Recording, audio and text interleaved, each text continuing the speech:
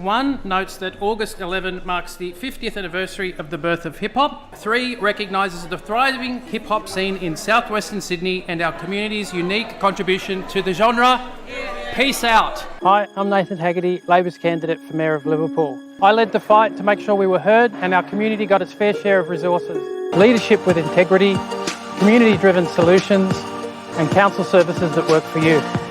When governments work well, they ensure that regardless of your background, circumstances or structural barriers, with a bit of opportunity and some hard work, you're able to fulfil your potential. I was the first person in my family to go to university. At the heart of it was a want for their son to do better than they had.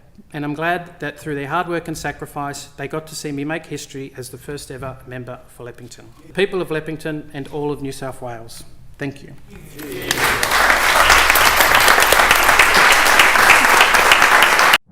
Thanks a lot, Nathan, for coming on the Proof of Work podcast.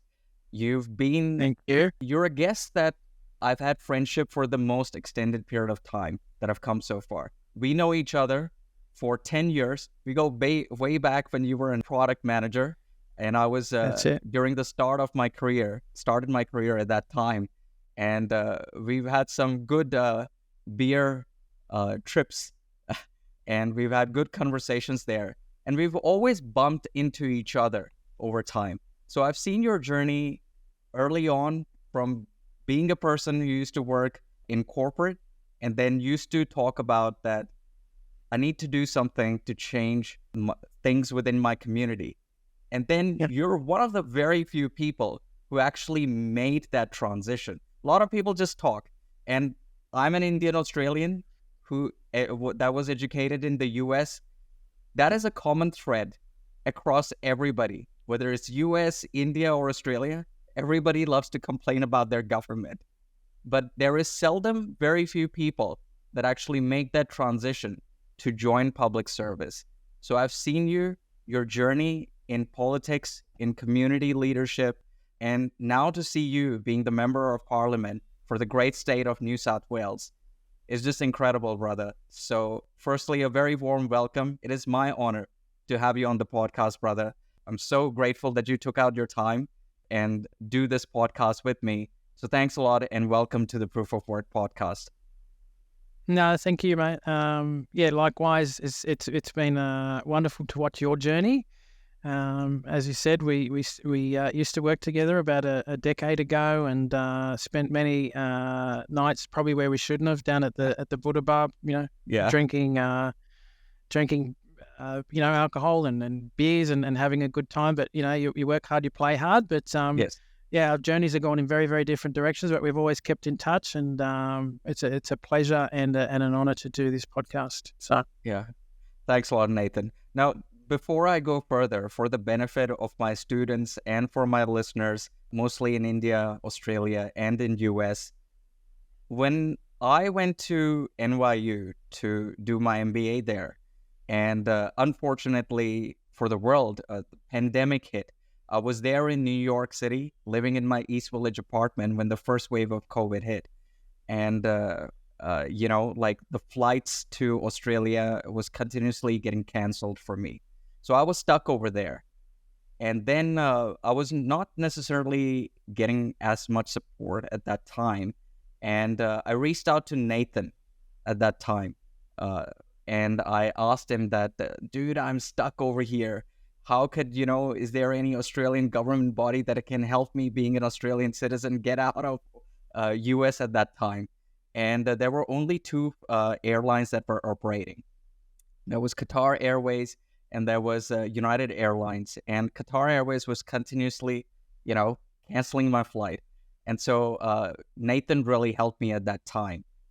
Even though he was not a member of parliament, he was not part of the government at that time. It was a different government. But Nathan was a great mate.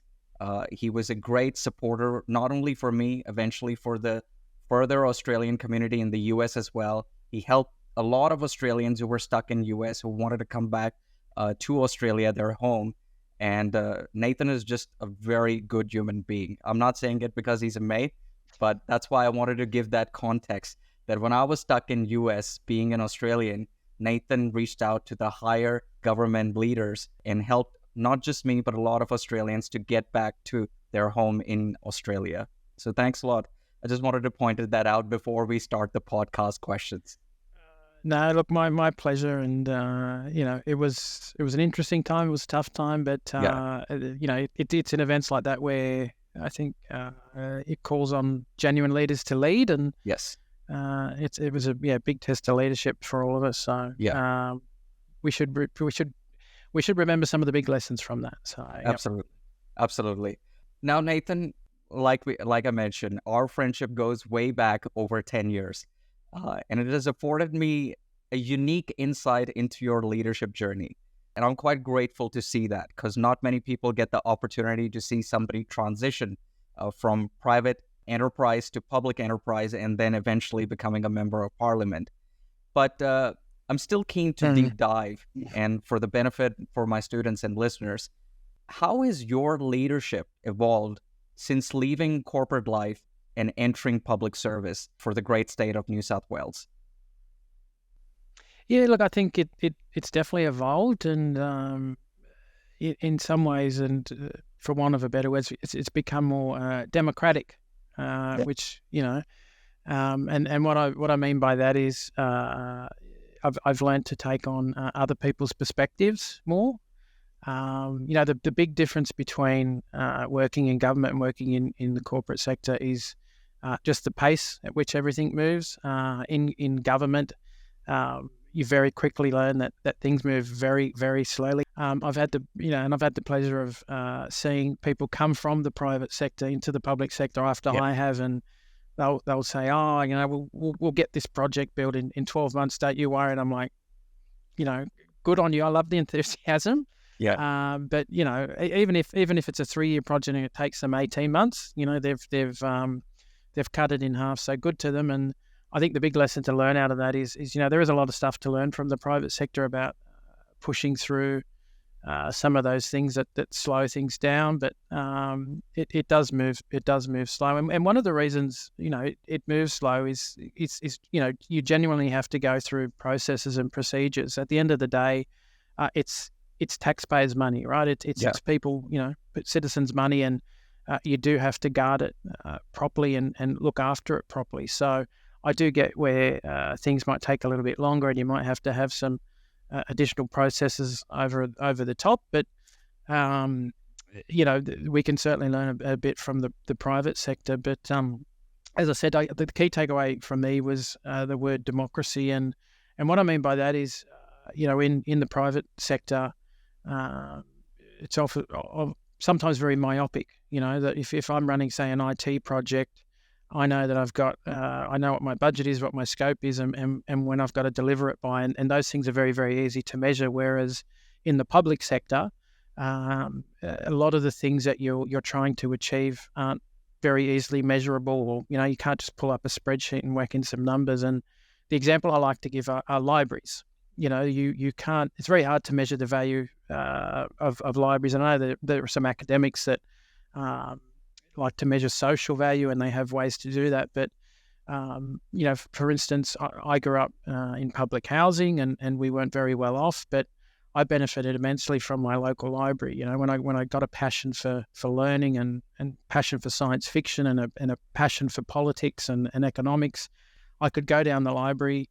And I could borrow a book, and it cost me nothing, and I'd learn all these things. Now, no private enterprise would invest in a library. It's just not a money-making business. The only example I can think of is the early days of Netflix, where they used to send the DVDs out and back. But that's not to say that libraries aren't worth it, because, there are millions of people like me just here in New South Wales that have gone on to contribute to the state or contribute to the world. And the world's benefited, and they've benefited from their local library and being able to borrow books and free internet and a space to study. I speak to students who live in cramped apartments with 4 or 5 siblings, and they share a bedroom with 2 or 3 siblings. And when they're doing their HSCs and when they're doing their high school certificate, they just can't get any quiet time, and the library provides that space for them. So the big difference is just finding ways to measure and fight for things that may not necessarily have immediate cost-benefit analysis Sure. that you can throw into a spreadsheet. Yep. Yeah, look, I totally agree with you. So you would be familiar with this American Silicon Valley personality, Naval Ravikant. I don't think I've heard of him, no. Got it. Oh, so Naval Ravikant is considered a modern day philosopher, but he's Right. also a very popular Silicon Valley investor. He's the founder of AngelList, one of the largest angel investment platforms, and he's an Indian American. So he also had he came from that public housing background, and his parents used to work, and then his mother, I think, used to just put him in the library so that he's safe in the public library. So he got most of his education, and he speaks now about it, is that it was that public library that really honed him the passion for knowledge seeking, and that has helped him to reach where he's at. So I totally agree with you that, these things, yeah. There's research on this where there are kids who have books in the house have better educational outcomes. They're more likely to go to university and graduate. Doesn't matter if they read the books, doesn't matter if their parents read the books to them, but if there are books in the house, it just has this special way of just, I guess, inducing curiosity and encouraging kids to learn and ask questions. And I guess, it all goes from there. But look, I'm going to have to do some research on him. So it's become a bit of a passion, especially since getting elected and writing my inaugural speech about, where I've come from and what I've achieved. I've taken it's a bit of a passion project to find people throughout history who've come from, sort of the lowliest of circumstances to do great things. There was I came across a Roman emperor over the weekend who was, the son of a slave. Genghis Khan, he came from possibly the most lowliest circumstances to the highest of circumstances. So it's a bit of a pet project of mine at the moment, is collecting these people throughout history who've come literally from the bottom to right to the top. So. Yeah, amazing. Okay, so look, if I come across, I can't think of many at the moment, but if I come across, I'll just LinkedIn message. Send them my way. Yeah, send it your way. Maybe that could be my first book. So there you go. Cool. Now, I didn't know that, I didn't know this part, that you actually came from public housing. And was it in the Western Sydney region itself? Yeah, I've lived in Western Sydney my whole life. It's one of the reasons I'm so passionate about it. But grew up in public housing. We started off in a little red brick flat which had 3 bedrooms. We then got our own house when we were 5. Went to public schools, went to public hospitals. First person in my family to go to university. So wow. I'm a living, breathing example of when that sort of social safety net works and can genuinely lift people up if they've got the smarts and the work ethic and with a bit of luck. So very, very grateful for what successive governments have provided me in terms of opportunity. Yeah, look, that's great. So I moved to Sydney from Brisbane. I did my undergrad in Brisbane, and then I moved to Sydney. And my formative years in Sydney, when I started working, I was also living in the Western Sydney region in Parramatta. So I love the Western Sydney region. It's very multicultural. It's got it's a very populated, very strong, populated demographic over there. There's so many people living in the Western Sydney region, so many people contributing to the GDP of New South Wales through their efforts and hard work as well. It's a very important region, but I wasn't born in Sydney. So I'm curious to understand, since you were born in Western Sydney region and, now you're a member of parliament representing Leppington as well, why is the area unique to you? And how has it impacted and evolved over time? Yeah, it's you were rolling the stats off there. I think it's 1/10 of the population of Australia. Wow. And the 3rd largest GDP after Sydney and Melbourne. So it's sort of been the sleeping giant of Australia, both in terms, culturally, socially, but also economically. And certainly in the last 10 to 15 years, it's really come to the fore. But it's always had a reputation of, sort of being like any area that's on the outskirts of a major city, that it's home to sort of more working class people, and there are perceptions that, those people aren't as cultured, or, they're more, there's more crime there, and all this stuff. So it's always been a reputation and a perception for the area, and also something that I've had to battle with. My first corporate job, when I started out in a funds management firm in the mailroom, there was a team of about 12 of us, and I was the third guy from Western Sydney, and the other two guys were sort of very placid, quiet guys, and everyone used to pick on the Western Sydney guys. And when I arrived there, within a few days or two, I gave some of my quick comebacks and put as much stuff on the guys from the the private schools in the eastern and northern suburbs, and quickly won their respect. And that's something that I've always tried to do, because I spoke about this in my inaugural speech, but growing up, I went to school with and lived with some of the funniest, smartest, talented people I've ever come across, but a lot of them didn't make it because of the circumstances we grew up in. During my teen years in the 90s, we had a heroin epidemic. Oh, really? So I saw friends and neighbours and schoolmates die from gang violence, from overdoses, in and out of jail.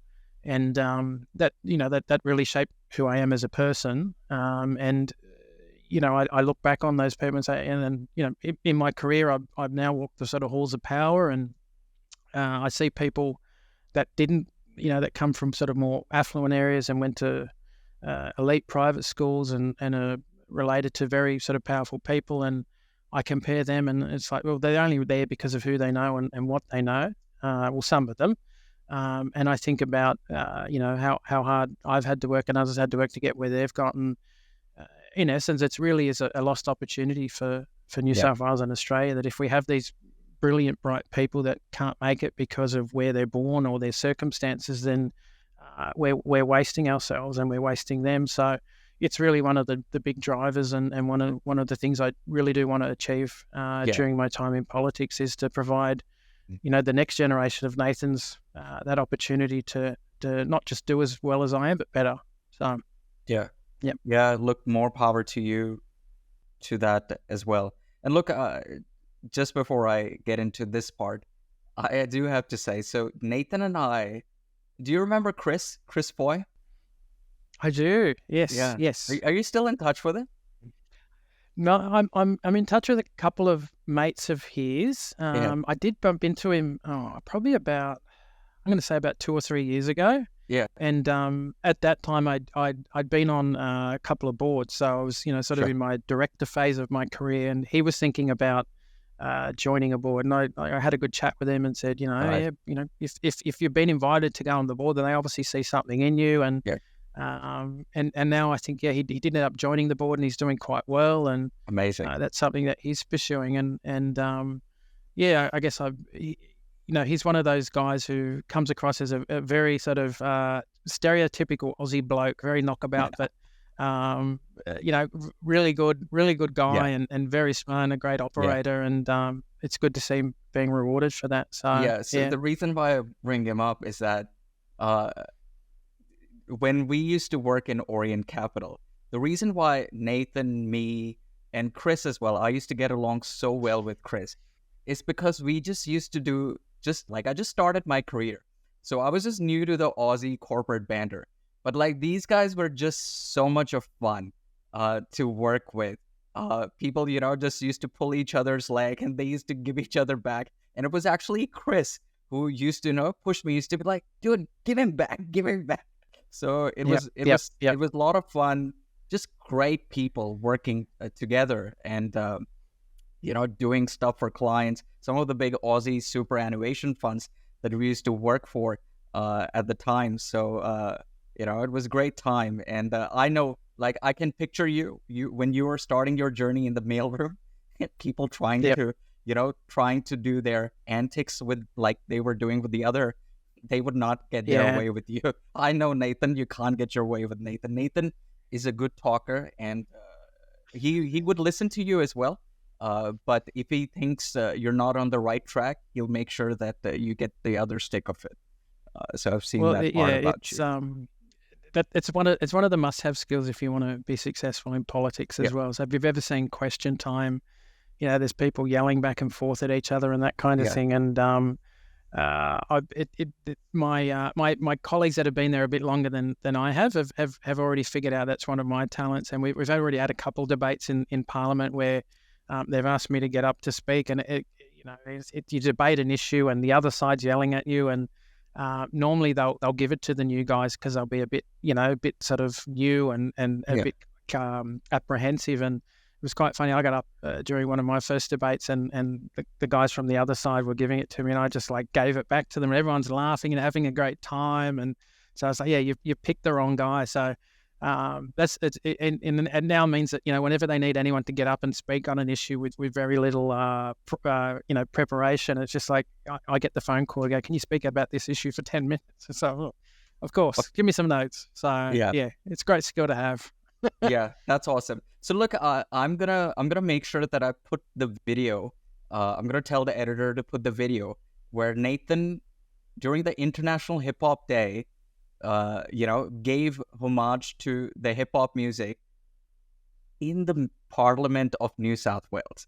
And when I saw that, I was like, I think Nathan is the coolest MP in the entire world.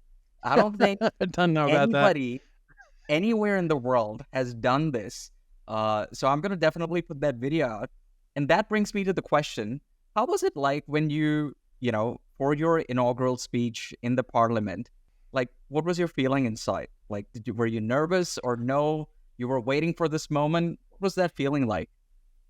Yeah, we had to wait a while. And normally there's a protocol that you can't speak until you give that inaugural. And normally it's a 20-minute speech and you talk about your life and who inspired you and why you're running and what you want to achieve as a member. And so people always look to it as, it's that touchstone for you as an MP. You really set the agenda, and it's a good way to explain where you came from and here's what I believe in. So you've got to do a lot of work, and I did do a lot of work on it, and cut it right back. I probably could have went for 40 or 50 minutes if I wanted to, but by the time it comes around, you're almost, I just want to get this out of the way, because everyone, when's your inaugural? So, it's like anything. You get up there and you're a bit nervous, but once you're a few lines in, you get very comfortable. And I was really, really happy with how it went. I had a lot of people come up to me and say, I never knew that about your story. And also, a few people, and they laughed at the parts where they were supposed to laugh, which is always an important, you put these little jokes in there and you hope they don't die flat, but they laughed at the right bits, and they came away, getting the message that, I've fought very hard to come to get where I have, and I've lived far from an easy life, and I also I'm very passionate about some issues, and that all came through, and I'm very, very happy with it. So one thing I'm not happy with is that on the YouTube page there's a channel there with all the inaugurals. I'm down the bottom, so I'd love for your viewers to go in there and watch it and push my numbers up. So yeah, that's the only thing I'm not happy with. I need more YouTube views. We'll do that. We'll definitely do that. The message is out now. Excellent. Now, Nathan, the Western Sydney region, I think it's good that you alluded a few points about it, that is generally viewed as, working class community over there. And yes, for people outside New South Wales who do not know how Sydney functions, there is the Western suburbs, Western Sydney region, where both Nathan still lives there.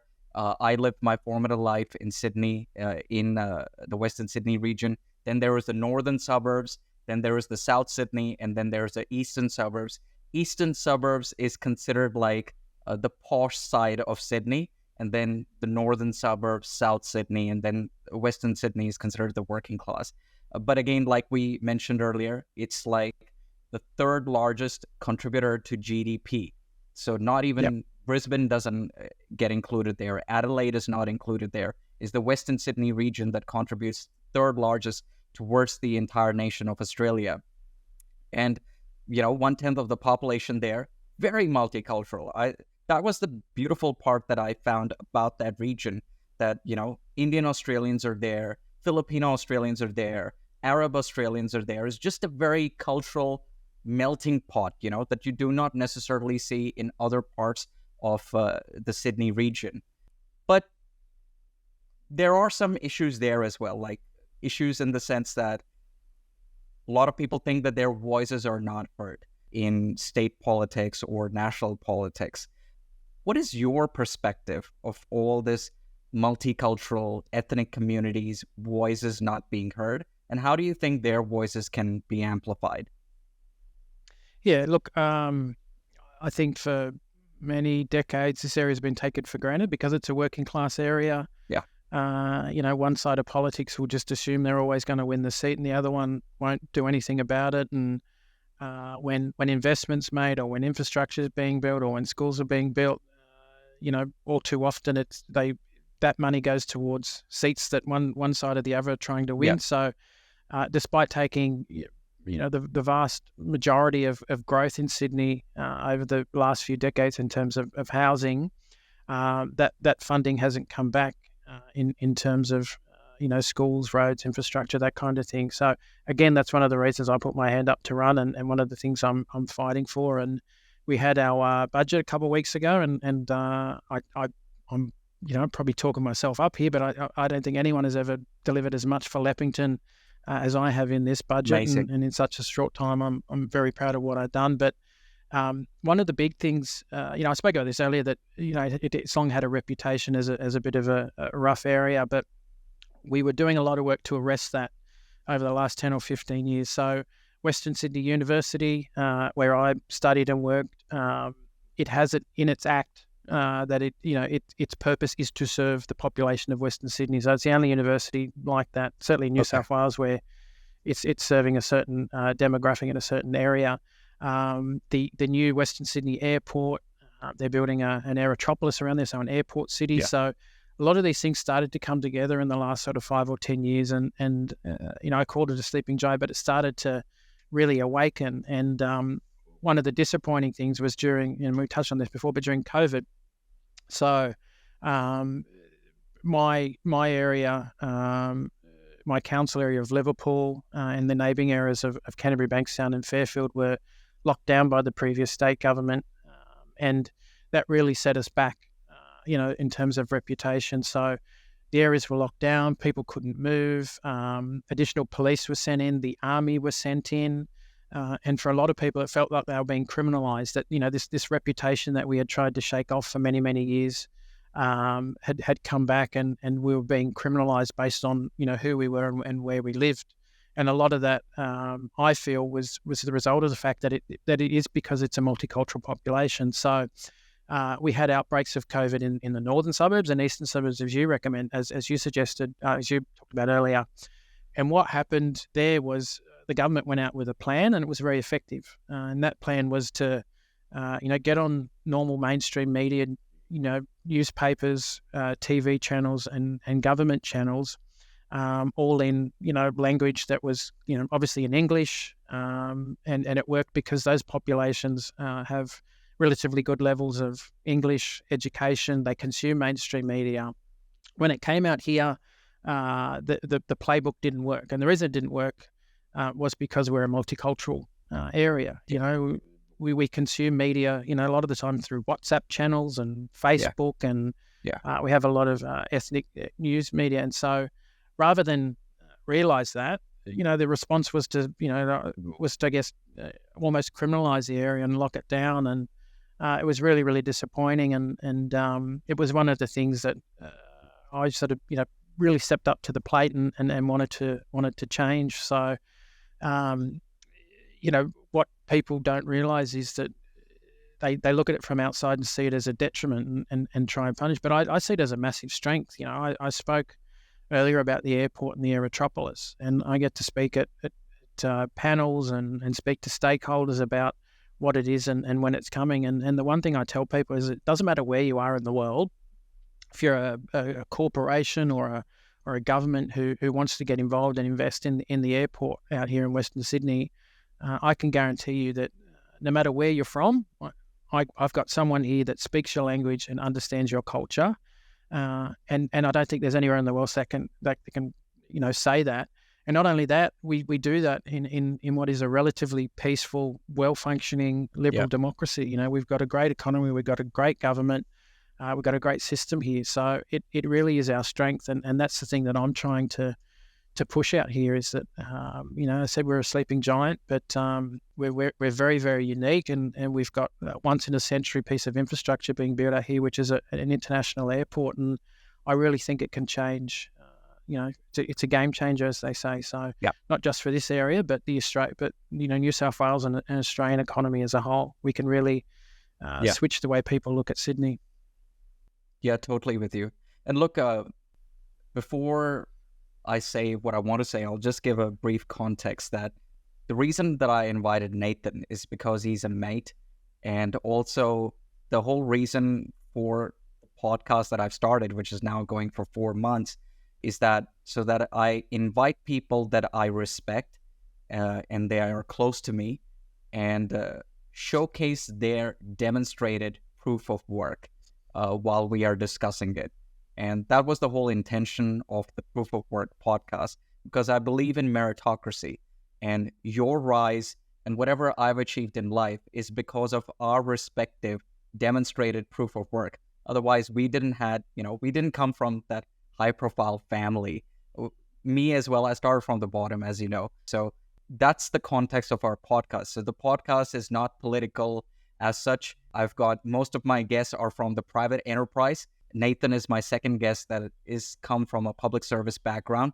Actually, third guest, the second Australian from public service background. But most of my guests are from the private enterprise. The reason why I'm giving this context is that you mentioned about COVID, and look, I tell you what, during COVID, one thing that I realized is that, and one thing that I've realized living in India, living in Australia, living in US, is that culture eats strategy for breakfast. The very popular saying. If you think that you can copy a playbook that worked in, let's say, New Zealand and apply that in Australia, it's not going to work. Or in Western Sydney. If you think you're going to apply the playbook that you applied in Australia in US, it's not going to work. So you got to really understand your demographic and tailor your strategy towards it, whether you are in a profit-making enterprise, whether you are in public service. So I totally agree with you there that the Western Sydney region in particular, during that time, even though I was not in Australia, I was in US at that time and I was stuck. I was constantly seeing the news of what is happening in Australia, and being an Australian, and I'm very proud Australian, but during the COVID pandemic, we were seeing the ugly side of Australia that we do not necessarily see. And I agree with you there. So I wasn't really happy being an Australian and seeing how Western Sydney residents were being treated during that whole COVID pandemic. And I'll also tell you, which probably not many people have covered it, but I was living through it. I know you know it, but I do not necessarily speak publicly about this. But since we got an opportunity, I think the people at that time, the leaders at that time, and again, I'm not political, but still, as an Australian, I feel like saying this. During that time, there was just a lot of negative media coverage being talked about Australians who were stuck outside Australia at that time. I do not know whether you recollect that. And I was just shocked. I was like, this is my country. This is my country. In my Australian passport, it is written that I can't quote it because I've forgotten what actually is written, but somewhere it is written within the Australian passport that this individual is an Australian citizen. Everything should be tried in order to get this person back to the homeland, Australia. And Qantas was not flying, and they were the national carriers. So a lot of Australians like me that were stuck everywhere in the world, not just in the US, we were dependent on foreign airlines. And we were not traveling. As you know, I was studying in the US. There were so many Australians who are on a working visa in the US that were living with their family for many years, and they lost their jobs. And when they lost their jobs, they're obviously going to come to their home country.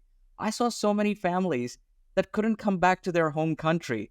And when this is happening, the Australian domestic media, suggesting that these Australians, they deserve it because, news went out that you've got this time, you should come out.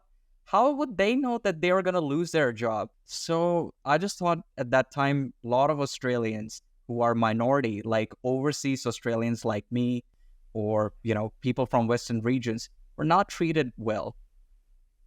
Yeah, no, I agree with you. There are elements of the political class and the media class that really, really disappointed myself and obviously, yourself as well. And particularly from India, I remember there were hundreds of families that were stuck in India. And it was almost as if there was some unspoken, second level of citizenship. There were genuine Australian citizens, and then there were these people who may have had an Australian passport, but were being judged by the media and politicians as, not being genuine Australian citizens, which is very, very disturbing. And, I remember, as you said, I live in a very multicultural area, and working with private citizens here who were pooling their money together to charter flights from India to bring them home.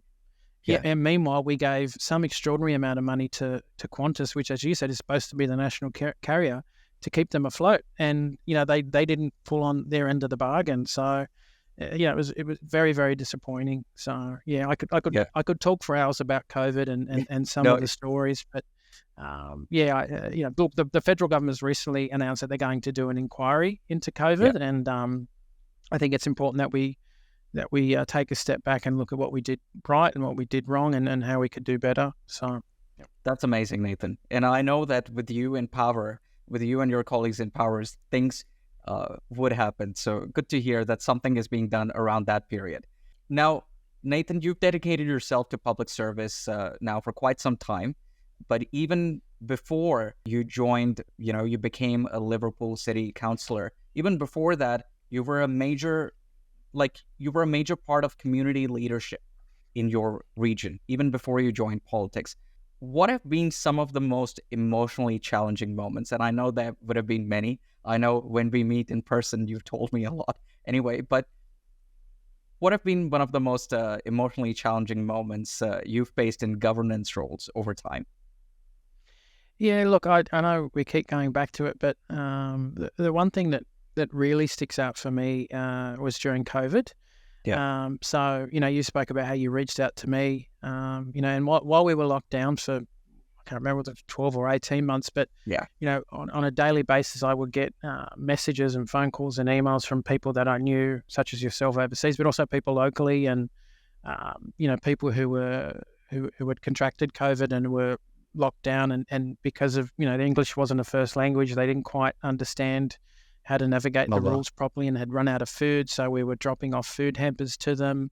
But the story that will live with me for the rest of my life is some local citizens contacted me and said their mother and father had contracted COVID, and they were in Liverpool hospital, and they were told that they were going, they weren't going well, and that they needed to, could they get in there to see them? And at the time, no one was being allowed into the hospital for obvious reasons. Now, we ended up, making a few phone calls and calling in some favours, and one of the children were allowed to go in and see the mother and father, and the next day they both passed away within an hour of each other, next to each other in the emergency department, and they were. It's obviously a very, very tragic event, but just the fact that they were so thankful they got to see them before they passed away. They got to see them the day before, and there were stories like this every single day. That was me, but there were, my colleagues were doing the same thing, and MPs right across Western Sydney were doing the same thing, and every day there were these stories. I'd have people calling me up in tears saying, I don't know if I'm going to have a job on Monday because they've just told us, we're not allowed to travel more than 5 kilometres. And so it was a really, really tough time. And I think because it was a tough time, we were so keen to get back to normality.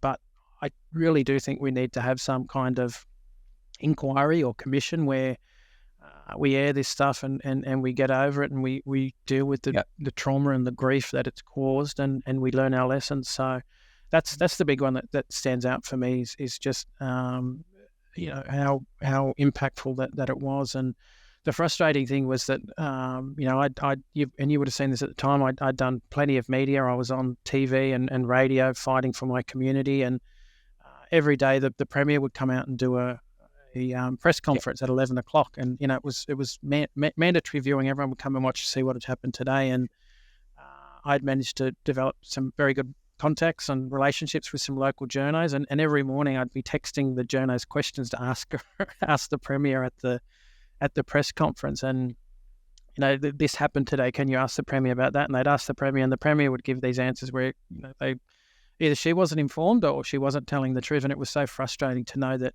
I was experiencing it firsthand. I was helping people who were experiencing this firsthand, but at media conferences, another story was being told. So,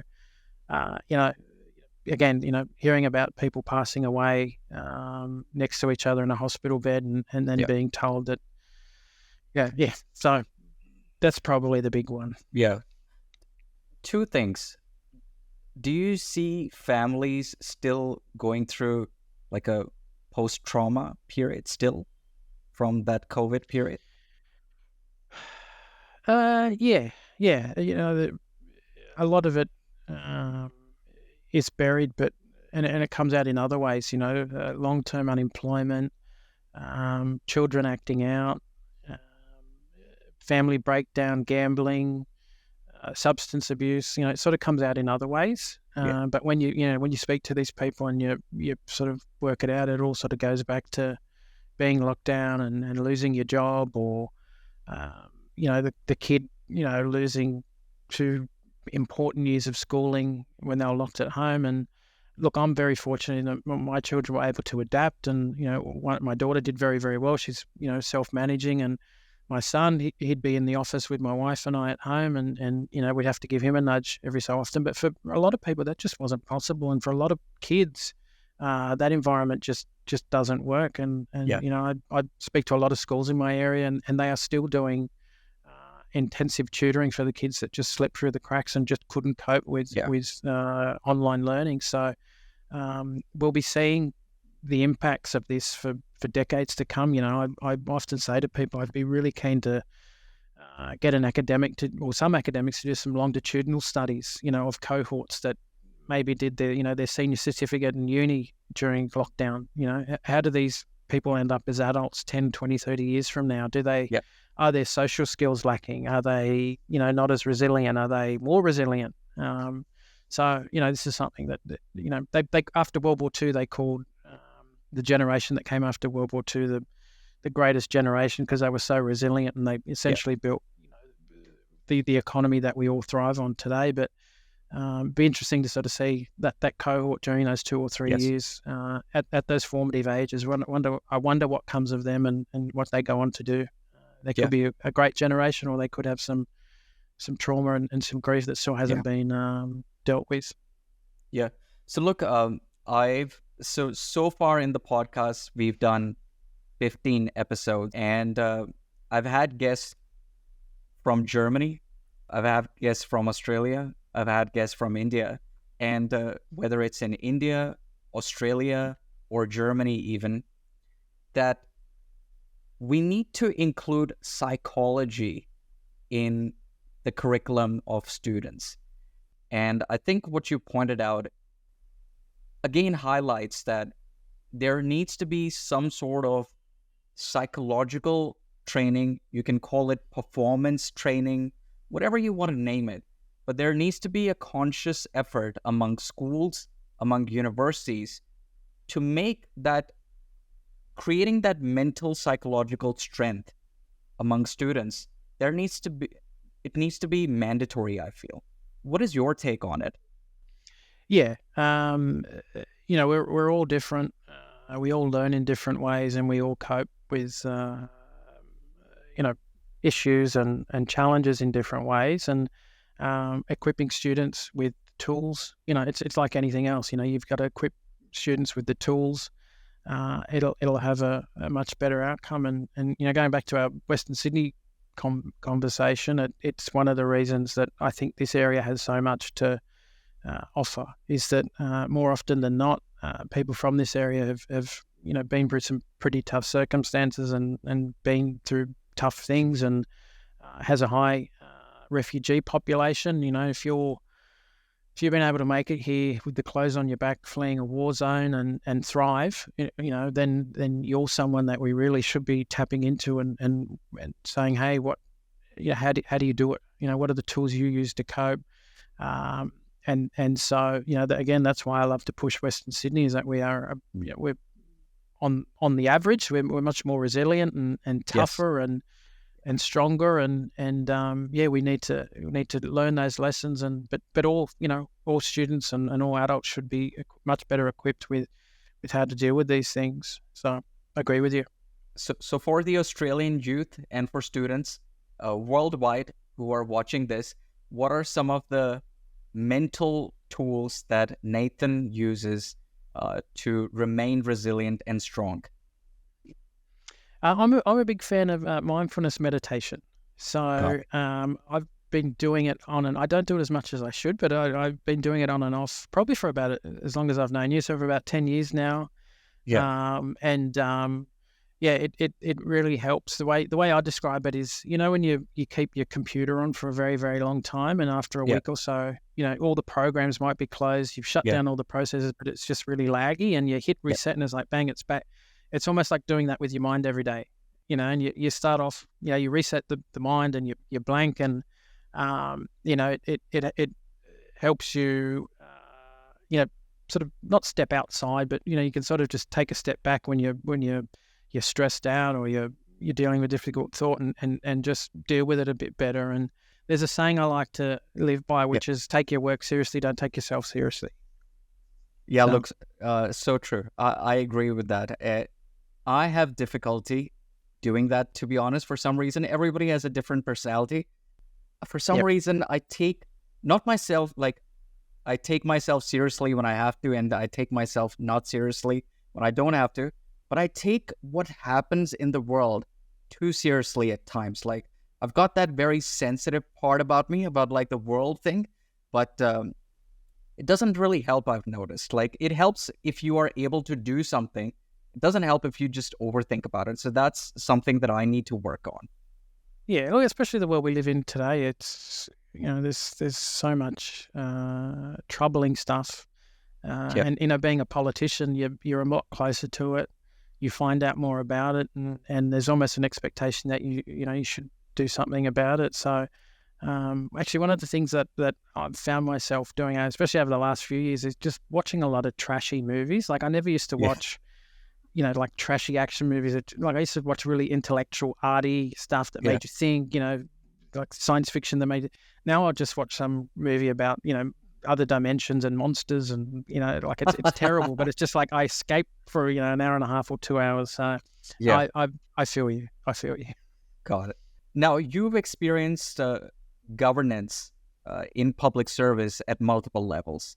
Your political journey, now you're a member of Parliament of New South Wales, but before that you were a Liverpool City Councillor as well, and you've had various leadership roles within the public service. What are some key insights you've gained about the nature of large-scale governance, apart from the fact that it's just slow?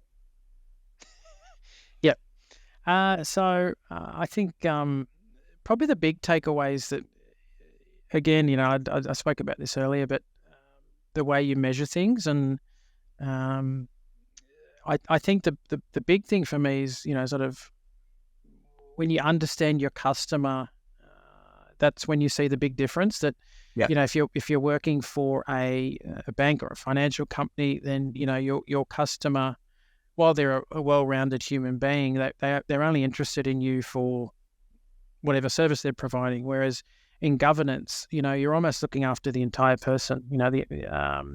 If a voter or a citizen or a constituent, is my quote unquote customer in the governance sense, then I've got to be interested in what they like when they go to the park. Do they drive? How many kids do they have? How old are their kids? What are their interests? Do they like going to the library? Do they like sports? Which sport do they like? So it's a much more rounded thing. And the big takeaway for me is, I've probably become much more, I don't know if tolerance the word, but much more accepting of other people's perspectives is probably the way I would put it. So, in your teens and your 20s, you know everything about the world, and you've got all the answers. But one of the things that's really become apparent to me, especially serving such a multicultural community, is that a much better understanding of people's perspectives and backgrounds and where they come from and why they are the way they are. And one of the things is, while there is so much difference and everyone is so different, there's also, it's a cliche, but we have much more in common than we do. I agree. Different, I tell this story that, within the space of sort of 3 or 4 weeks, I went to a firewalking puja at one of the Hindu temples down the road from me. So in the lead up to that, they were fasting, and, the husband slept in a different bed to they didn't eat meat, they didn't smoke, they didn't drink. And that was ordered to cleanse themselves so they could walk on fire. And then the week after that, there's a local community here from Iraq called the Mandayans, and they worship, they follow in the teachings of John the Baptist. And during their big festival of the year, which goes for 5 days, they fast. So they cleanse the body in order to get closer to God and learn those lessons. And I think about a week or two after that, we had Ramadan, where Muslims fast for a month. Yeah. And then I think actually prior to that, it was Lent. So when Catholics fast, and it sort of struck me that within the space of 3 or 4 weeks, I was dealing with what on the surface seemed like 4 very, very different religions, which different times have adherents to those religions have been at war with each other, but they're all fasting, and they're all doing it for relative, pretty much the same reason, to get sort of closer to their real self and God. And I see that all the time, the ringing of bells, in Hindu tradition is very similar to the ringing of bells during a Catholic mass, the use of water to cleanse and purify. So, so being, one of the things I get to do is I get to go inside the tent, and I get to go into the VIP room of the tent, and for a whole bunch of cultures and religions. And, I go closer to these things than most people, most sort of ordinary people from those cultures do. And it's a privilege and it's an honor. And, you get to see a much more holistic view of people, and you get to know their stories. And that's the big thing for me is that, your customer isn't this sort of one-dimensional customer number that does these transactions. They're a well-rounded human being, and you've got to serve that well-rounded human being. So, yeah.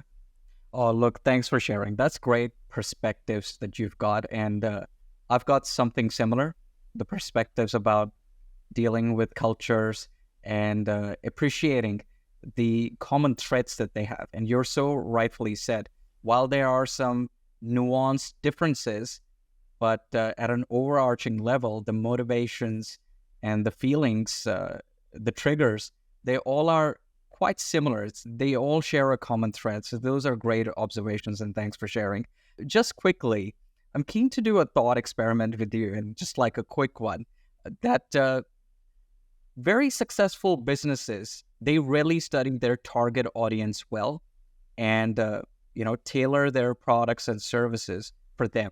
Yes, there are those popular saying, like Steve Jobs said, that the customers do not know what they want. So I'm not going to create a survey to create my products. I'm going to create something innovative. So there's of course that nature of innovation that, the customers do not know what they want. But when it comes to matured service providers, matured businesses, you need to understand what your customer is, what your target audience is, and you tailor-make the messaging or the products and services for them. I mean, that's what we learn in business management and all. In public service, I know that you approach, public service like that, but do you see like other people within public service leadership, politicians, approach serving their community like that as well? Some do, some don't.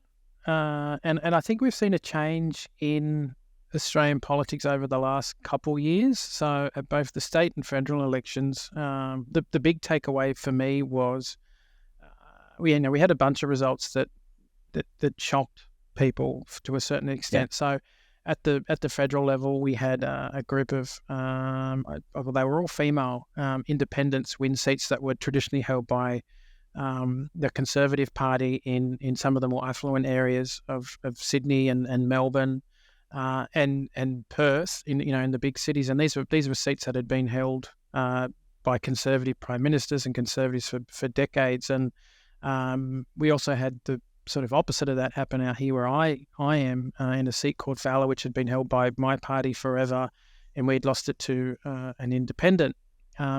But the thing that came through to me was whether they're a member of those major parties or one of those which were called Teals or independents, the common thread through it all was these were people that were genuinely in their community. They were well known in their community. They had worked in their community for years. They were seen as authentic. They were responsive. They had really good social media profiles where you could see that authenticity. They turned up to community events. They helped people. That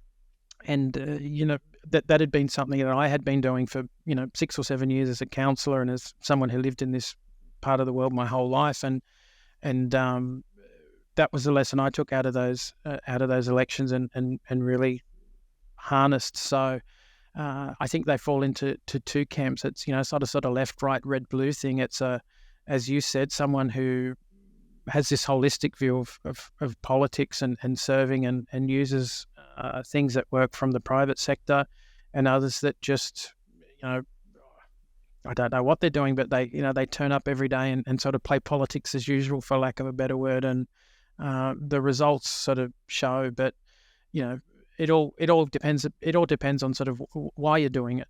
Are you doing it because you love power and you love having a fancy title and you get to wear robes and chains, or are you doing it because you genuinely want to make a difference in the world? And that's really becoming the sort of big divide in politics at the moment, as far as I'm concerned. And the voters and the constituents have gotten their head around that and have gotten smarter and gotten more sophisticated in terms of who they vote for and why they vote for them. So, yeah. Cool. Now, I want to zoom out a little bit and focus on New South Wales state. For the state of New South Wales, and now you are in power, the Australian Labor Party is in power as well now, the state. For the state of New South Wales, what key policy areas need to be focused on to ensure continued prosperity of the state? Because it is the biggest contributor to the GDP of Australia, right, New South Wales? How do we ensure continued prosperity despite the tough economic climate that the global world is living in at the moment? Yeah, well, you've hit upon it right there, right? The biggest challenge is the economy. So I'd love to have all the schools in my area, have the best resources, the best paid teachers, the best playgrounds. I'd love to have the best hospitals, but you've got to pay for that some way. So at the moment, our budget, we just handed down our budget, but essentially we were handed the largest debt from one government to another in New South Wales history. So the big thing is trying to get those finances back on track. I think the statistics, we pay more in interest on that debt than we give to the budget for the police in a year, right? So we need to get. So there's two big challenges: is fulfilling that need to provide public service. So good public schools, good hospitals, backing essential workers, fixing a housing crisis in Sydney, and we'll actually throughout the state, but fixing the housing crisis. But also doing that in an economically responsible way. So two real big tensions. And then the other thing we've got looming over the top, of course, is climate change and the need to transition to a renewable economy. So, for a very, very long time, Australia has been powered by coal. We've been very lucky to be rich in resources. But, those companies are private companies and they realise that running big, dirty coal-fired power stations just can't work. And so we've got to work with them to make sure that the lights stay on and the economy keeps going, and they continue to be viable businesses. And we also fulfill our commitments in terms of moving to a cleaner economy and doing all that in a responsible manner for the budget, and also providing all those services that people expect of us. So it's almost this wicked triangle of, sort of budget, renewable, budget, climate change, and service provision. Yeah. Look, interesting that you put the topic of climate change and use of renewable energy within the discussion, because since I've been in India last year, there are two areas that I've been associated with. I just happen to be one because I invested in a startup in education. So education industry is something that I've got to know more about India. And the other one is because of my Indian-Australian background, a lot of the Indian government bodies are interested to know about Australia's climate stance and Australia's rich in energy resources. So just they want to acquire more knowledge about just, what is Australia thinking when it comes to exporting its energy, like uranium. Hydrogen is increasingly being talked about as well as a renewable energy source. So it's interesting you talk about it, because India is like a highly populated country. It's the most populated country in the world now. It's even more than China. So for them, this discussion is so important. And it's actually visible, like from top down, like Prime Minister Modi over here. He talks often that he wants to see that by 2050, that India achieves its target of being carbon neutral, zero carbon emissions. And there's a lot of initiatives being done in order to make sure that all the private vehicles are also electric. And there is increasing discussion from where they can source lithium, where they can source hydrogen. And Australia is coming up a lot among the Indian government officials to be a very reliable and long-term partners in that. So I'm keen to get your take, like, since you brought this up. Yes, Australia needs to do the same for their domestic economy, but are you hearing conversations that at your level or within your colleagues about, partnering up with India, helping them in their transition journey as well? Yeah, Australia is really in a fantastic position to benefit from this transition where we move into this new economy and renewables. So we have that existing sort of base of, as you said, we've got uranium, we've got coal, and so we've got those fundamentals that already exist. But in terms of moving into that new economy, we have a lot of rare earths. We're already seeing the benefits of that, but we're also very, very rich in renewable resources, right? So, whether it's wind or solar, we stand really, really at the front to benefit from that. And you talked about hydrogen, and I know that certainly down in Tasmania and other parts of Australia, they're looking at ways to really kickstart this hydrogen economy. And if we can find an effective, efficient way to harness all those renewables and use hydrogen, we just sort of run that pipeline from, I don't know, Broome or somewhere up in northwestern Australia across the Indian Ocean and into those emerging economies like India, and it's going to provide a massive boon for us. And geographically, we were in a great spot. You've got India and you've got Southeast Asia, and while there's a discussion there to be had about equity and the fact that more developed Western countries like the United States, Europe, Australia have been able to pollute, sort of get ahead of the game and pollute the world for 50, 60 years and are now sort of telling countries that are emerging that, no, you don't get to do that. Then we have a responsibility to help out there if we're going to lecture them. So I think we're in a really, really good position for that. Oh, look, firstly, I want to applaud you, Nathan. Like, I really want to applaud you that you are empathetic about and actually even calling it out in public that that those developing nations that have only started developing in a relatively, India started developing since 1991 when they opened their economy. So it's only been less than 35 years. So And now they are told that, which is important. They need to be told that you can't use these pollutants to fuel your economy, which are cheap.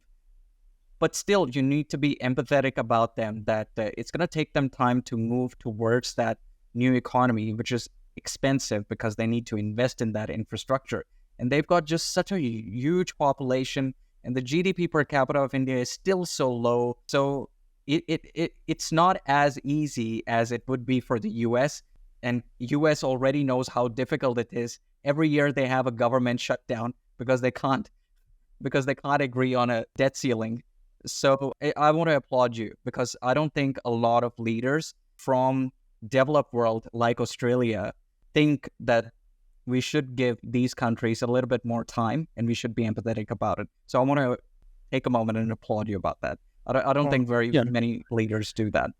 Well, I can go even further and say, a lot of the UK's wealth, we're talking about developed countries, was built off being extracted from India and its other colonies. So, there's a sense of historical justice here that we really need to inject into the conversation. So, yeah, true. Getting controversial on the podcast here. I'm going to tell the editor, cut it. This needs to come into the trailer. But that's what I tell my friends in India now. People don't realize, but India, Australia, just like how we were discussing, our history, we share so much things in common as well. We both have been former British colony, and there is a lot of the cultural traits that I see now, which are quite common in Australia as well. And that is because of the fact that we both were former British colony before we got our full government in force, where we were able to have a democracy of our own. There's a common thread when it comes to that and the way people behave in certain aspects. Don't forget cricket. Oh yeah, cricket, of course. Cricket is.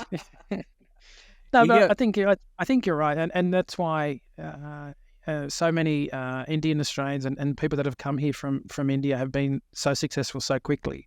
We've had significant waves of migrants over, since World War II, and the Indian community here have really thrived and built strong communities and contributed to the economy. And I think a big part of that is that common, those common links, not just cricket, but also, British colony, the English language and similar, similar systems of, similar economic systems, similar political systems. So, you're just one fine example of it, but there are hundreds of thousands, if not millions, and they're making a great contribution to our country. So, absolutely, and thanks for saying that, man.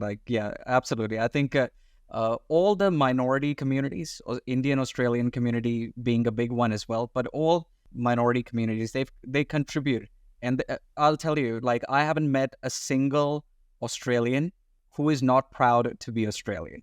I'm very proud to be an Australian, and so many other Filipino Australians, Arab Australian, some of the friends that I've got, they're so proud to be an Australian. So we all contribute in different ways. So it's great that you are highlighting that. Thanks for that. Now, zooming into Leppington now, after New South Wales, now zooming into your region, Leppington, what is your long-term vision for the region over the next 10 to 20 years? Especially since everybody is talking about the airport economy and what it would mean for the Leppington region. And it's something that even I'm excited about. What is your vision for Leppington? Yeah, look, I'll tell you what the current state of Leppington is and my future state. So if I look out my office window, I can see igloos, which are those little sort of farm greenhouse things. And there's a few cows there, and I know that sort of over that way where I can't see are a couple horses. So a couple of years ago, this was the fringe of Sydney. It was essentially the where the market gardeners, it was market gardens. So little 4-5 acre lots where chicken farms, tomato farms, Asian greens. So. And a lot of it still is like that, but it is rapidly turning into residential housing. And unfortunately, despite all that population, the services aren't keeping up. So the roads are still very much rural roads. So, they're full of potholes and they don't have any curb or gutter. There's not enough schools, not enough public schools. There's not enough facilities in terms of, sporting fields, community centres. So there's a real lack of infrastructure out here. So my goal as a member for Leppington and over the next 10 years or so is to, the way I like to put it is building the community of Leppington. So it's one thing to throw thousands of houses into an area, but you've got to do a lot more to build a community. And that's one of the things that I'm concentrating on. And I'll deliver that. I'll work hard to deliver that social infrastructure. So, the schools, the hospitals, the police stations, but I've really got to support the community as well. So whether it's the local temple or the Gurdwara or the church or the mosque, making sure that they've got a key role to bring the community together. Same deal with the sporting clubs. We all love our sports. One of the things that unites us, whether it's football or cricket or netball. So really doing what I can to support those groups and foster that sense of community and Leppington. But you put your finger on it with the in the question. The big thing for me is that airport in Aerotropolis. Now, the border of my electorate is just on the other side of where the Aerotropolis and the airport are going.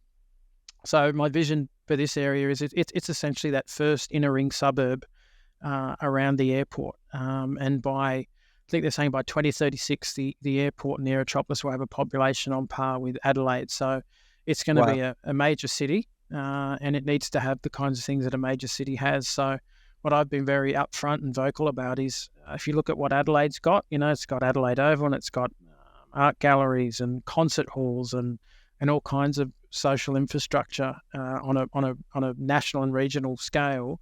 We need that too. We're not asking for more. We're just asking for our fair share. And if we get this right, then my community of Leppington will be those well-skilled, well-trained, hard-working, resilient Western Sydney people that are just 10, 15 minutes down from the airport and, working at those jobs that are going to be there. So what they're planning to put out at the airport are things like advanced manufacturing, robotics, aeronautics, so real sort of smart 21st century industries. And I've got to make sure that the kids of today are studying the right subjects and have these educational employment pathways so that they keep doing well, they keep getting the right marks, and they get those spots in universities and at training centres, and then they get those guaranteed positions for the advanced manufacturing centre, for the robotics institute, for the aeronautics centre, for the logistics. There's some of the stuff they're doing with logistics out here is real cutting edge stuff. So that's my vision. We're going to be this amazing area that has been built. It was farms a few years ago, and is going to be one of the most advanced high tech economies, not just in Sydney or New South Wales or Australia, but the world. So, look, love your vision. And while you were talking about it, all these ideas typical of me started coming in. So just quickly want to touch upon it. Since you mentioned Adelaide, since you mentioned high tech, the synergy and all that thoughts then came to my mind. So let me articulate it the best way that I can. Adelaide, I've noticed, has got a lot of foreign universities campuses as well. Like Carnegie Mellon, it's one of the top universities for computer science in the world, based out of US, and they've got a foreign campus in Adelaide. I think there are other US universities that have got their campuses in Adelaide as well, because Adelaide pitches itself at times as the education city of Australia. I do not know how successful they are in actually doing that, but I've heard that pitch, and they've got foreign universities campuses there. I feel, this is me as a private Australian citizen and a mate, suggesting or just discussing, I think with the airport, we've got a great opportunity. Like everybody knows, it's a fantastic opportunity, and you've got a great opportunity to be in that position to actually make a difference. We don't hear much about manufacturing in Australia, unfortunately. And I feel with the airport, and we've got so much space that we can utilize as well, artificial intelligence has also come into play now. Eventually, robotics is going to come into play. If we can somehow connect high-tech education, with manufacturing, with artificial intelligence, robotics, and use the space that we have in the region. Combine all these powers. I know easier said than done, and it's just a thought. But if we can combine all this, you're right. I think Leppington and the regions around will be one of the most high-tech cities in the entire world. And this is something that I've seen in Dubai on the ground. So when I went to Dubai this year, that city is just far ahead than any other city that I've seen. Any other city that I've seen. I have no qualms in saying it out in public. They've got an AI minister. They've got a blockchain minister. So they've got actual ministers that are catered towards certain frontier technologies, actively working to incorporate those technologies into urban planning and community management. So I think with Leppington and with the airport coming in, and since it's going to take some time, I think we've got great opportunity to make Leppington one of the world-class cities along with Sydney, Melbourne, and so forth. Yeah, and one of the benefits is that, as I said, a lot of it is just greenfield at the moment. You know, we're not constrained by an existing population. You know, there are lots of farmers out here, but they know that progress is coming, and there are arrangements there to make sure that they get their fair share and they move on. But you essentially got a blank canvas, right? And one of the good things that has happened here is that all three levels of government have worked together quite well. So we've had a change of government at the federal and state level, but it's been bipartisan, so both levels. And then at the council level, you've had the 10 Western Sydney councils come together and essentially work together with all three levels of government. And they've been to Schiphol to look at how they do their Aerotropolis. They've been to Incheon. They've had a look at that. They've been to Germany and look at things like the advanced manufacturing there and things like micro-credentialing. So they're taking all those big ideas and putting it together out here. And they've already started on it. But the first building that's being built there is an advanced manufacturing research facility. So state government has put some money behind that.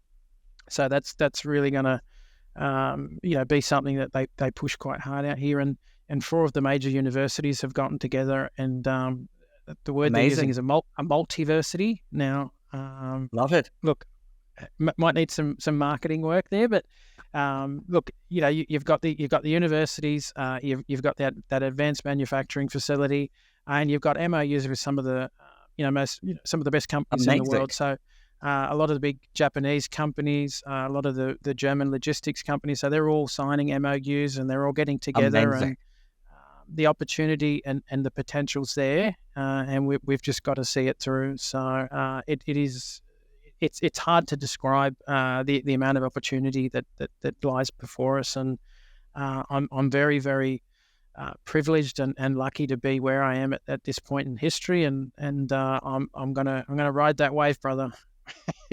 Amazing. Look, keep on doing it. It seems like already some incredible work has been done. So more power to you, and I can't wait to see all this getting executed and get into a reality. So basically what you're telling me is that, Shiv, when you return to Australia, you need to get a house in Leppington. Yep. You can fly in at Western Sydney Airport. I'll just drive down the road, pick you up, show you the new office. So awesome. Thanks, brother. Now, last question, man, and this is for the youth of Australia. I feel like Australia is a great country to live in, but because it's so comfortable, great standard of living compared to the rest of the world, a lot of times the youth of Australia, not all, of course, but a lot of the youth of Australia, they are indifferent to politics. They are not that politically engaged. So for the youth, the young Australian population that does want to be politically engaged in community leadership, what advice would you give about pursuing politics or local governance roles?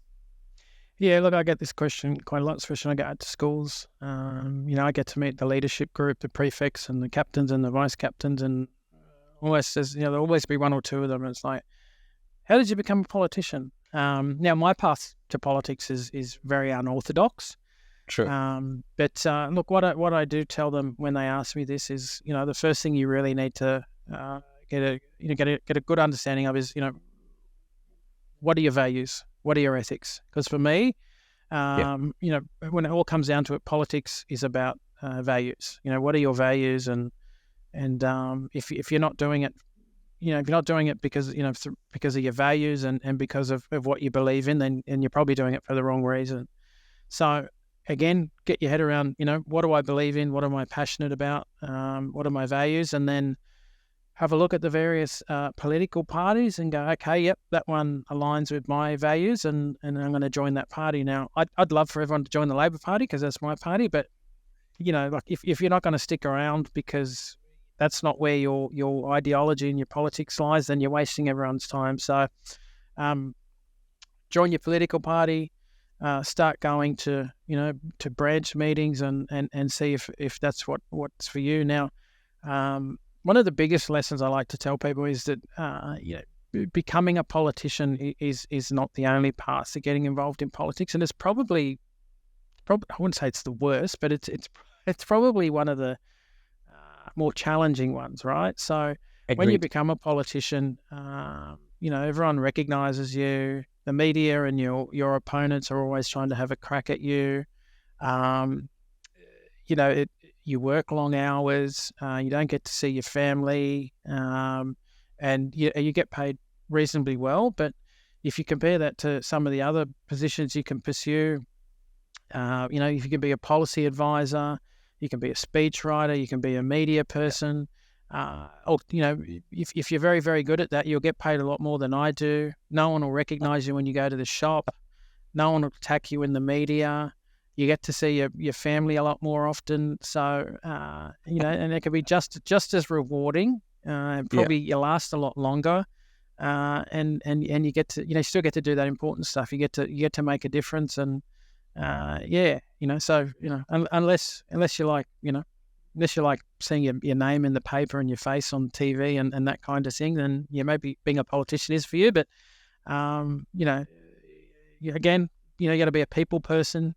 You got to speak to people. You always got to be on. So that'd be my tips. Just work out where your value set lies, and just know that the end point may not necessarily be a politician. More often than not, there are some other roles that will be much more rewarding and less stressful. Yeah, look, good advice. Fantastic advice. So I had Chloe White, who worked in the Commonwealth Treasury in Canberra for quite a while. I know her because she's now a blockchain advisor for the Virtual Asset Regulatory Authority for Dubai, for the government of Dubai now. So she's also same group, overseas Australian blockchain professional like me. But yeah, she also told me, having worked in Canberra at the federal level with politicians, that a lot of people think that politics is the only way to do that public service, but there are so many different ways. So she was of the same view that actually being a politician is very challenging. And in some cases less rewarding in comparison to other public service careers that you can get. So I agree with you. And great advice. Look, Nathan, thanks a lot for coming on the Proof of Work podcast. This was great. You gave me a lot of time. It was so great to connect with you after, few years, and connecting with you after you've become the Member of Parliament for the great state of New South Wales. So thanks a lot for doing this. Now, these were all the long-form questions, but there is a final segment on our podcast called the Rapid Fire Question Round. Oh, geez, all right. Whether you... So... If you I have should have time, listened to the end when I listened to some of the previous episodes. I obviously didn't get through to the end. There you go. Yeah, got it. Yeah, I don't. I haven't sent you. I didn't tell you about it because I like to keep it a secret unless people have seen my previous episode. But it's the format. So if you have time, I would love for you to go through this rapid fire round.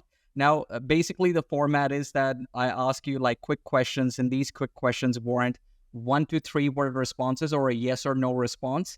You can choose to pass some of the question, but knowing you and the way you've done this podcast episode so far, I think you're going to answer all of them. So let me know when you're ready, and I'll fire those rapid fire questions. All right, I'll take a deep breath and we'll get underway. So let's go. The mindfulness technique. Is that the That's it. mindfulness? Got it. Cool. So obviously the first one, this is going to be a tough one for you. It's a curveball, but I thought to start off with this way. You need to pick only one hip hop artist. Which one is your favorite? That's tough. I'll go with De La Soul. Got it. Really? I wouldn't have guessed that. Got it. No, yeah. Look, I think they've been around for a very long time. I keep going back. It's the, if you're stuck on a desert island type question, right? So I think I keep coming back to them after 30 something years, and I think in terms of longevity and their growth, they've sort of grown with me as I've grown, and I'd probably go with them. So yep. Got it. Amazing. Book that had the biggest impact on you? Cat's Cradle by Kurt Vonnegut. So it's sort of classed as science fiction, but it's a bit of an absurdist sort of end of the world, satirical take on politics and America and religion. And at least sort of once a year, I try and pull it out. It's a really easy read, and it's funny and it's insightful, and it every time I read it, it sort of re-anchors me. I sort of come back to sort of get a good perspective on it. So probably Got it. I'll put it on my reading list. I haven't read that. Cool. Yeah. Good tip. Advice you'd give to your 20-year-old self? Oh, wow. Believe. So, throughout I talk about this in my inaugural speech, but there are a lot of people that pulled me aside, school teachers, bosses, professors at universities said, "Oh, you've got a lot of potential. You're smart. Yeah. Pull your head in. Stop wasting your potential." And I probably actually I was doing my project management certificate when I was working with you, and so okay, yep. This has cost me a lot of money and time. I'm really going to give it my all, and probably for the first time in my life, I actually gave it 100% in terms of study and structure, and I ended up completely acing it. And it was at that point that the light bulb went off, and here's what these people are talking about. So a lot of people were telling me that this was a really hard certificate, and the test was really hard, and it was hard, but the score I got, I sort of maxed out, and it was from that point, within sort of a short period of time, I ended up getting a new job and started doing really well at that, and I was not long after that I was elected to council, and it was sort of in a short sort of period of time, it was like I started realizing all this potential that had been there, and that wasn't until my sort of early to mid 30s. So it took me a while to realize, but I sort of always knew I had it in there, but I sort of dampened it. But I tell my 22-year-old self, believe. Amazing. Love it. What issue needs more attention in Australia today? Just one issue that you can think of, like the highest priority.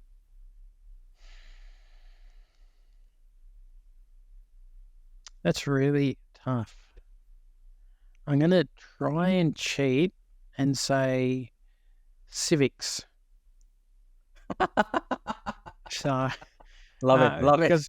Because that can mean so much and so many different things. But I do think a lot of the problems with our politics and our social issues come back to the fact that you even said it too when you spoke about the youth, that we take what we have for granted.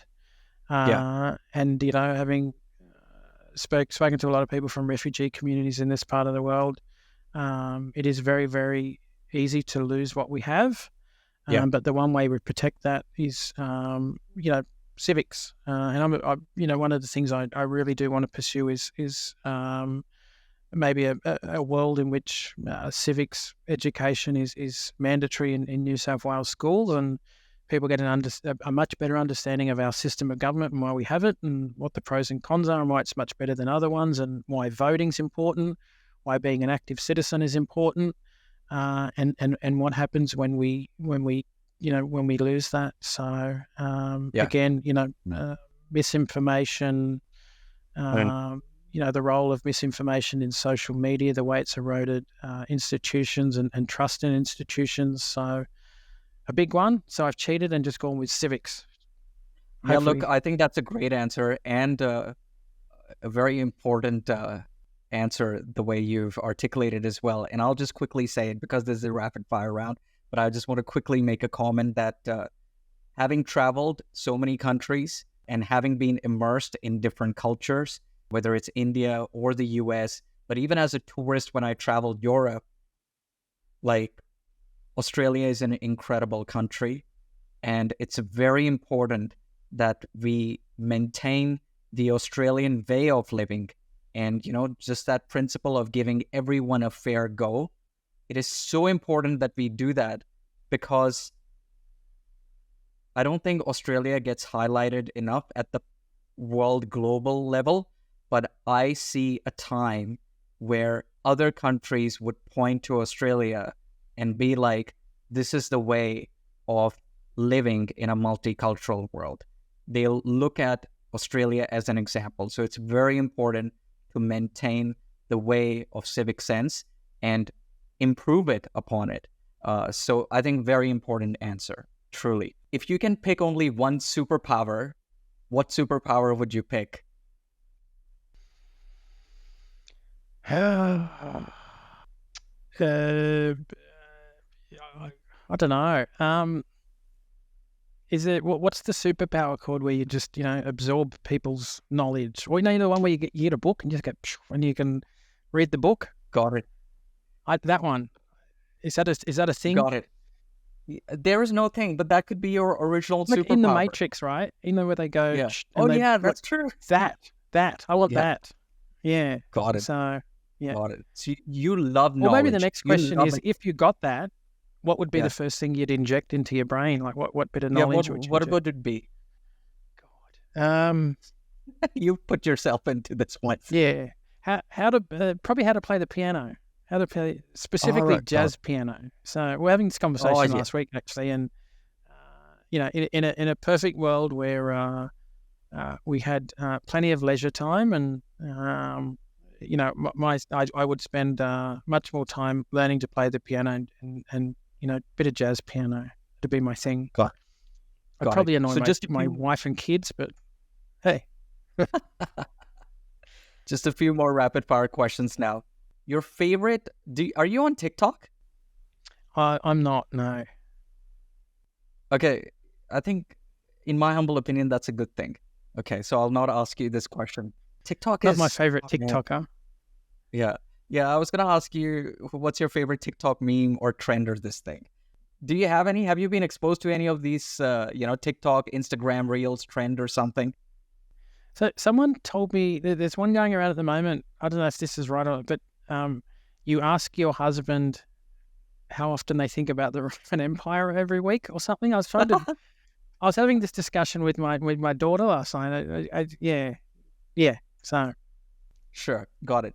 Go-to karaoke song, and I know you are into karaoke because I've seen you singing. I've seen you singing. Yeah, so go-to karaoke song. What's my go-to karaoke song?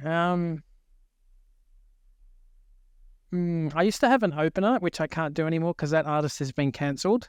I'll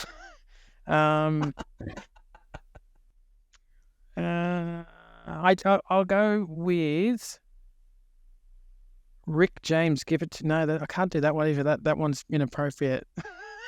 Yeah. Okay, so I'll go with Prince, Purple Rain, and because that's like the big ballad at the end. I remember once when I my last day at one of my previous jobs, we went out for drinks and then went out for karaoke, and I ended up doing like 4 to 5 Prince songs back to back and ended with Purple Rain. By the time I ended, people from other rooms had come in to watch me perform. So I'll go with Prince, Purple Rain. So I've had the good fortune to actually see Nathan do karaoke in person. I've had the good fortune of seeing him, and I know he's a bloody good go-to karaoke singer. He's a great performer in that respect. Do you remember? I don't. Yeah, you were having. I don't. So was that what? Was it when? Would that have been? Was that like my last day, or it I was think just it was your last day. And I think Yeah. the story that you're sharing just now, I think I think was that there. was then. Yes. That You was then. you I was witnessed there that then. moment. Yes. Yeah, I witnessed that. Chris Foy Yeah. was also there at that time. I was with Yeah. him. Well, We all jammed it. after I won the election, Yeah. I did take out my staff and my campaign team to karaoke one night, and Amazing. yeah, it's one of the best ways to celebrate. Yeah. Although at this point, what's everyone the- has to put their phones away now because I'm a politician. Everyone has to lock their phones away and sign a non-disclosure agreement. On this person. What's the silliest thing you enjoy? The silliest thing I enjoy. There is a right answer. It's just not coming to me at this point.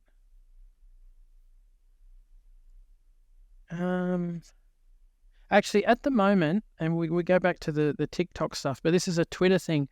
There's a song that's going viral at the moment called "Sitting," by this comedian, and Okay.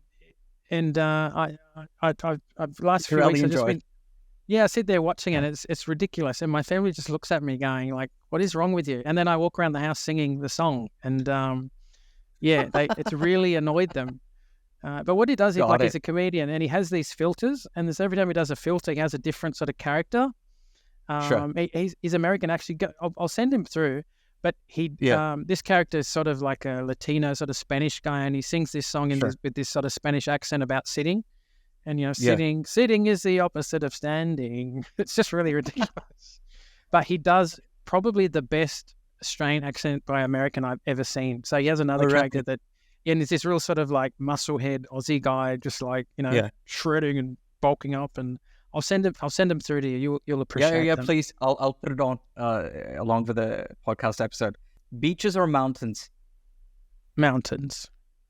So Mountains. I know that people think Australia and they think beaches. And actually, I saw there was a news article yesterday, I think, about something about Sydney siders being beach people, and it's just like. Again, this Western Sydney thing is just like I'm from Western Sydney. I never go to the beach. But I love escaping. I love getting away. And we were very, very fortunate that during lockdown we were only allowed to go 5 kilometres from where we lived. But I've got this Western Sydney parklands, which is essentially sort of untouched open space that's not far from where I live, and when you sort of feel so blocked in the house and constrained and in this urban environment, we could go down to Western Sydney Parklands and go for a walk, and within a couple of 100 metres you could be in the middle of nowhere, and it was a really great way to get some fresh air and just escape from the hustle and bustle of Sydney. Yeah, amazing. Last 2 questions. Pineapple on pizza. What is your take on it? Yeah, I don't see it as a controversial issue that it is. I'll eat pineapple on pizza. Yeah. Oh yes. So I'm also one of those minority people that actually love a Hawaiian pizza. I love Hawaiian pizza. My kids love Hawaiian pizza. I don't know. It's so boring. It's just like pineapple and ham, So yeah. Okay, sure. But you don't mind it. You don't think it should like be I'll made eat if the Supreme's got pineapple on it, I'm like, yep, no, that works for me. I'm not too fussed. The controversial opinion I do have about pizzas is, I don't know if this is a thing around the world, but in Australia there's the concept of like the barbecue pizza. So like barbecue sauce, like barbecue meat lovers. So rather than the tomato base, it's got barbecue sauce with meat.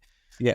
I don't know if barbecue sauce belongs on a pizza. I'm a bit of a traditionalist in that sense. It's got to be sort of, tomato, or if it's not tomato, just sort of maybe a bit of garlic. But I don't know if, what even is barbecue sauce? Like, I don't know. I just don't think of pesto. I'm happy with pesto. But barbecue sauce, what? Yeah. So look, in India, barbecue pizza is not a thing. But in US, there are, I can only speak about New York City. In New York City, you see some restaurants some pizza places doing a barbecue one, but it's not as prevalent as it is in Australia. But I love barbecue pizzas, man. I love barbecue sauce. Fair. It is a good sauce. It is a good sauce. But I just don't know if it belongs on a pizza. There's some Italian somewhere turning in their grave. Yeah, that's true. That's true. Look, last rapid fire question, Nathan, and thanks a lot for your time today. If there is one historical figure, a global and one Australian, a historical figure that you would love to have dinner with so that you can have dinner, beers, and chit-chat and learn from them, who would it be? One global figure and one Australian historical figure. Global, I think I would go with... this is supposed to be rapid fire, isn't it? I'll say Abraham Lincoln. Yeah. Yeah. So that's global. And what about Australian historical figure? Australian historical figure.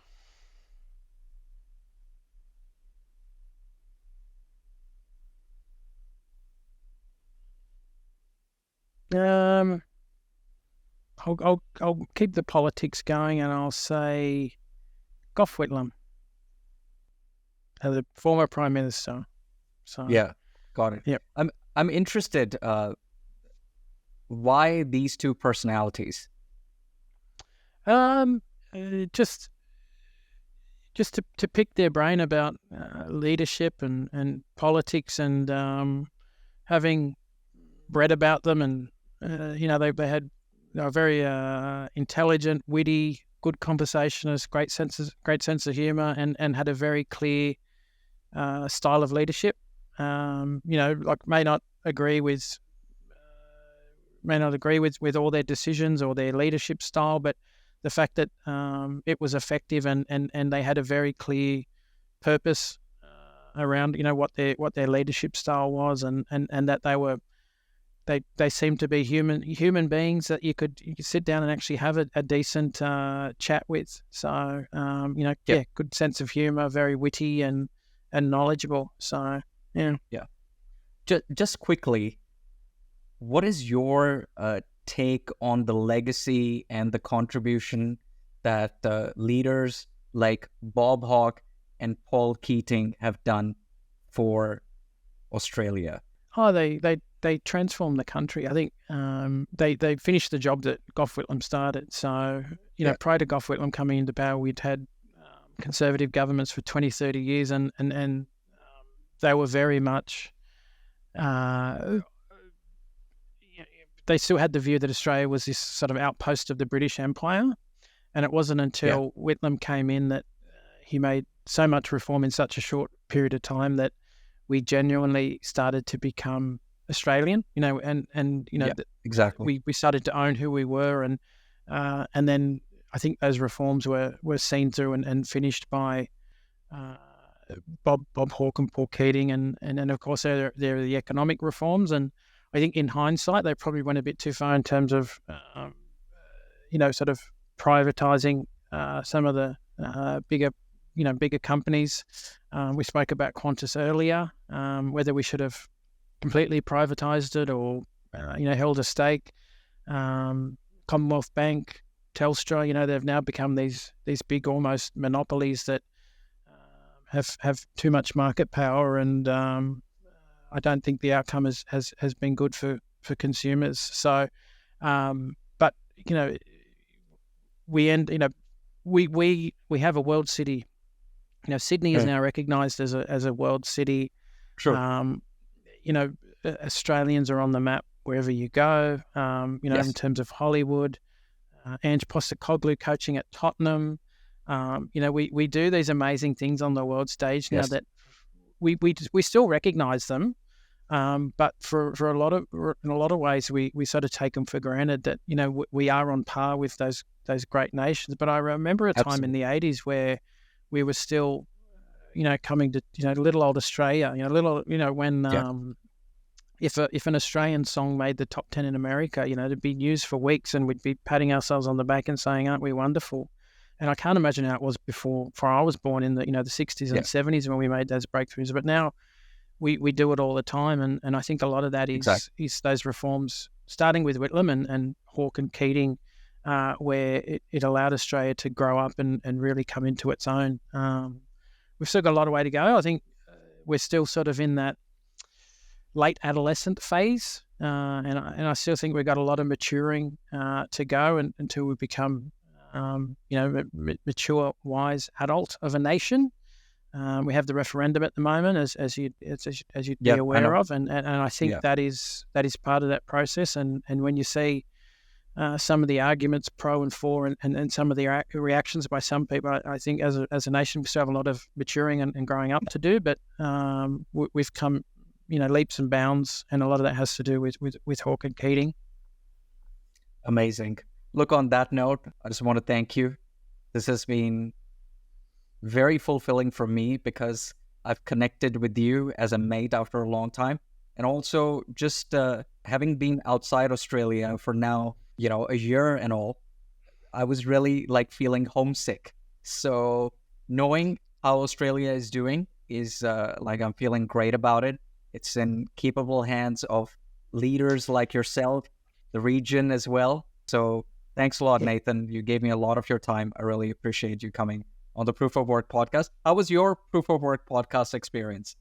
No, it was great. The fact that I've known you and you're a mate, and made it, it was almost like, we were having one of our long conversations about the ways of the world, and I always love a good chat about especially on these kind of topics that really get the brain fired up, and problems and visions and questions and that kind of stuff, and likewise it's wonderful to see and watch your journey from afar, and published author and noted expert who's asked to speak at conferences and podcaster. So no, really, really proud of what you've done, and it's great that we could link up in this way. Yeah. Thanks a lot, Nathan. Really appreciate the time. I look forward to interacting more with you. Whenever there is some major milestones that Leppington or yourself are going through, you're always welcome on the podcast to discuss about. Fantastic. Thank you so much.